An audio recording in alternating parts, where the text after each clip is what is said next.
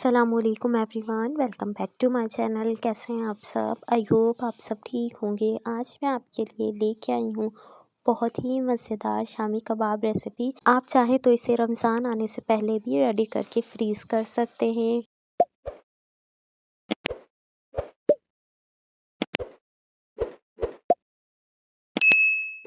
यहाँ पर मैं ले रही हूँ 400 ग्राम चिकन। इसके साथ ही मैं ले रही हूँ 1 कप के बराबर चने की दाल, जिसे मैंने धो के वॉश कर लिया है। 2 छोटे साइज़ की प्याज, जिसे मैंने रफली चॉप कर लिया है। इसके साथ ही 2 इंच का टुकड़ा अदरक का, इसे भी मैंने रफली चॉप कर लिया। 10 से 15 दाने लहसुन के।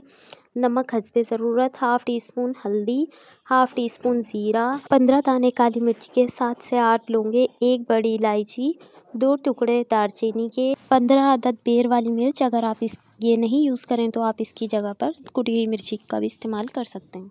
यहाँ पर मैंने लिया 1.5 टेबल स्पून ऑयल। इसके अंदर मैं ऐड कर दूंगी 2 पिंच के बराबर नमक ऐड करने के बाद मैं इसमें ऐड कर रही हूँ चिकन ऐड करने के बाद मैं इसमें ऐड कर दूंगी अदरक और लहसुन। इन दोनों चीज़ों को ऐड करने के बाद मैं इसे मिक्स करूँगी, और जब तक चिकन का कलर वाइट नहीं हो जाता तब तक 5 से 10 मिनट हम इसे ऐसे ही मिक्स करेंगे। इस स्टेप को आप बिल्कुल भी स्किप नहीं कीजिएगा। अगर आप इस स्टेप को फॉलो करेंगे तो आपके शामी कबाब बहुत ही ज़्यादा मज़ेदार और टेस्टी बन के रेडी होंगे।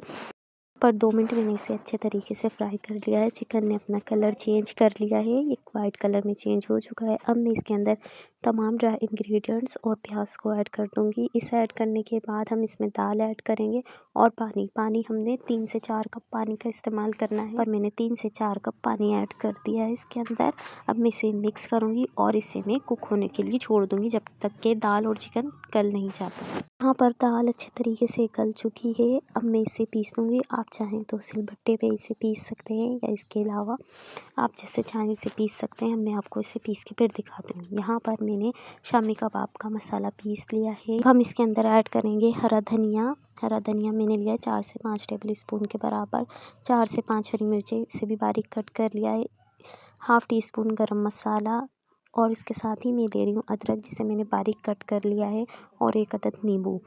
अदरक को बारीक बारीक कट करके इसमें लाजमी ऐड कीजिएगा, इससे इसका टेस्ट बहुत ही ज़्यादा अच्छा आता है। इसके छोटे छोटे से चंक्स आते हुए बहुत अच्छे लगते हैं। यहाँ पर मैं इसमें ऐड कर रही हूँ हरा धनिया, हरी मिर्चें और ये अदरक और नींबू। इन तमाम चीज़ों को ऐड करने के बाद मैं इस तमाम मिक्सचर को अच्छे तरीके से हाथों की मदद से मिक्स कर लूँगी। ये बहुत ही ज़्यादा मज़ेदार और शानदार शामी कबाब बन के रेडी होते हैं।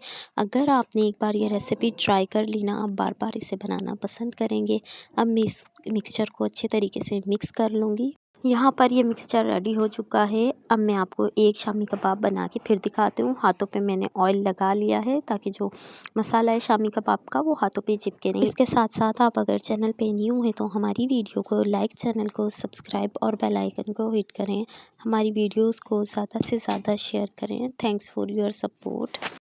यहाँ पर मैंने एक शामी कबाब को रेडी कर लिया है। इसी तरीके से मैं तमाम शामी कबाब को रेडी कर लूँगी। यहाँ पर मैंने तमाम शामी कबाब रेडी कर लिए हैं, और साथ में अंडे को फेंट के रख लिया है। इस पॉइंट पे अगर आप चाहें तो शामी कबाब को फ्रीज़ करके भी रख सकते हैं।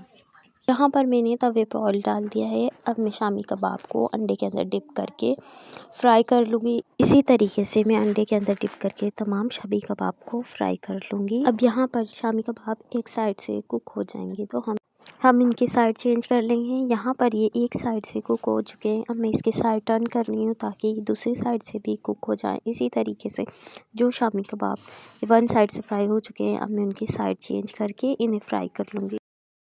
यहाँ पर मैंने शामी कबाब को फ्राई कर लिया है। अब हम इन्हें प्लेट में निकाल लेंगे।